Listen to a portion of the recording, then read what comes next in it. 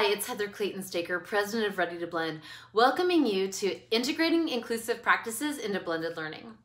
Some experts point to the early 1990s as a time when America's classrooms missed an important opportunity to become more inclusive. The 1983 report, A Nation at Risk, had published and caused quite a stir.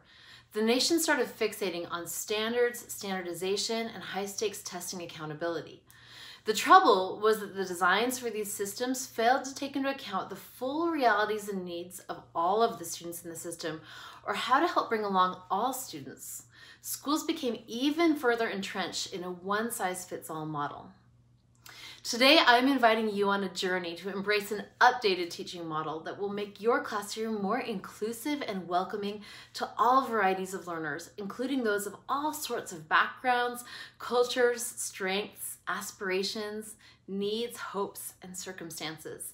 As you shift to a classroom practice that gives students tools to drive their own learning, you can do so in a way that maximizes inclusivity and that helps each child find deep belonging in your place for them. You'll begin by focusing on creating a culture of belonging. You'll learn about Zaretta Hammond's culture tree, which helps visualize the difference between surface culture, shallow culture, and deep culture. To demonstrate competency in developing a culture of belonging, you'll develop group discussion outlines that are responsive to individual cultures within your classroom. You can then later use the same technique to enhance the cultural responsiveness of the other modalities in your weekly blended learning arcs. Next, you'll refine your skills in building personal relationships with your students and in giving them tremendous agency to drive their own learning while holding them accountable to rigorous goals that they identify for themselves.